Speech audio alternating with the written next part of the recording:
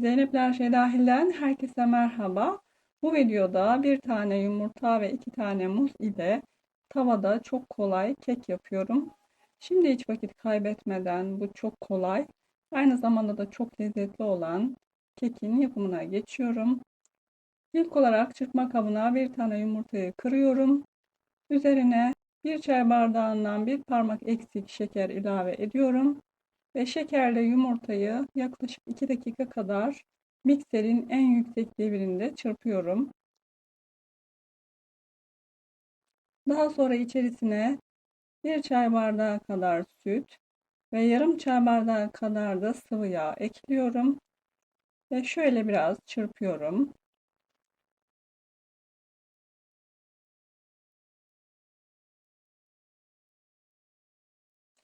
Ve 2 çay bardağı kadar da un ilave ediyorum. Unu eleyerek ilave ediyoruz. Bir paket kabartma tozu ve bir paket de vanilya ekliyorum. Ve eklediğim malzemeleri mutlaka eliyorum.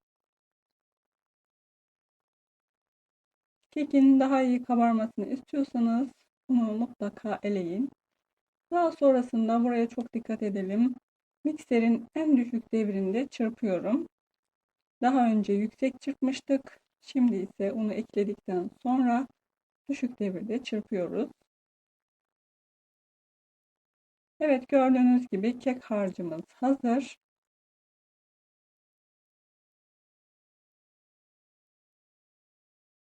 Şimdi ise meyveyi doğramaya geçiyorum.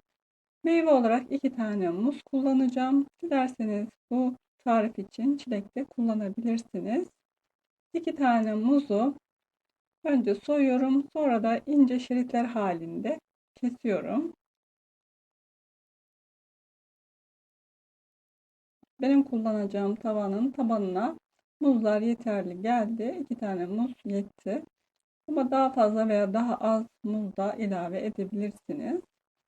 Bütün muzları tavanın tabanına dizdikten sonra üzerine 2 yemek kaşığı kadar dolu olmayacak şekilde şeker döküyorum. Şekeri bu şekilde tavanın tabanına döktüğümüzde böyle pişerken karamelize bir lezzet ortaya çıkıyor. O yüzden şekeri bu şekilde döküyoruz. Daha sonrasında da üzerine kek harcını ilave ediyorum. Ve her tarafını güzelce düzeltiyorum.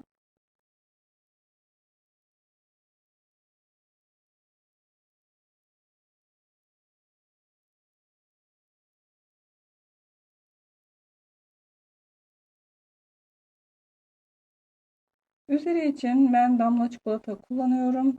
Dilerseniz sade de bırakabilirsiniz veya farklı bir şey de ekleyebilirsiniz. Kapağını kapatıyorum ve ocağa alıyorum. Ocağın en küçük gözünde şöyle üzerine alüminyum folyo seriyorum. Her tarafına eşit bir şekilde ısının yayılması için ve kekin yanmaması için.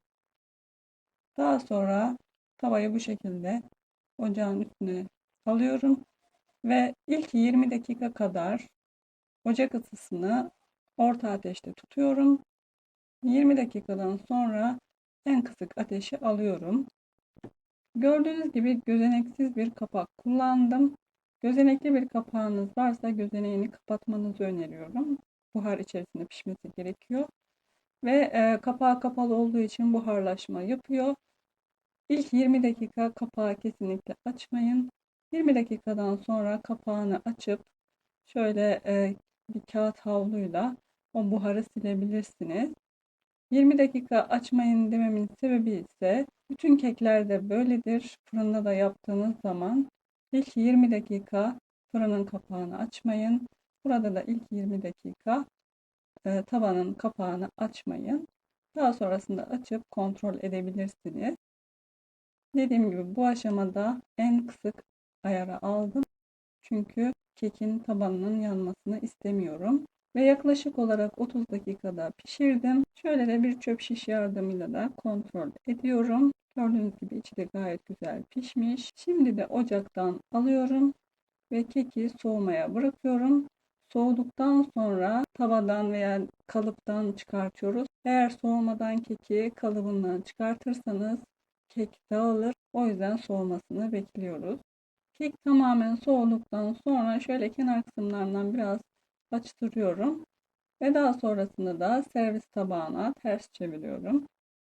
Gördüğünüz gibi çok güzel pişmiş, kesinlikle yanmamış ve yumuşacık bir dokusu var. Üzerine de pudra şekeri serpiyorum. Dilerseniz serpmeyebilirsiniz. Yapımı gördüğünüz gibi son derece kolay ve çok lezzetli bir kek tarifi. Dilediğiniz gibi dilimleyip servis edebilirsiniz. Ben pizza dilimi şeklinde dilimlemek istiyorum. Ve daha sonra da kekin kıvamını size göstermek istiyorum.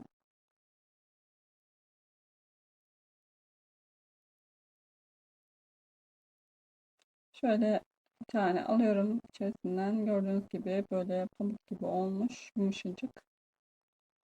Bu keki mutlaka deneyin diyorum. İzlediğiniz için teşekkür ediyorum. Eğer videoyu beğendiyseniz beğenmeyi ve daha fazla videodan haberdar olmak için kanalıma abone olmayı unutmayın. Daha farklı ve daha güzel videolarda görüşmek üzere. Benden şimdilik bu kadar. Allah'a emanet olun. Hoşça kalın.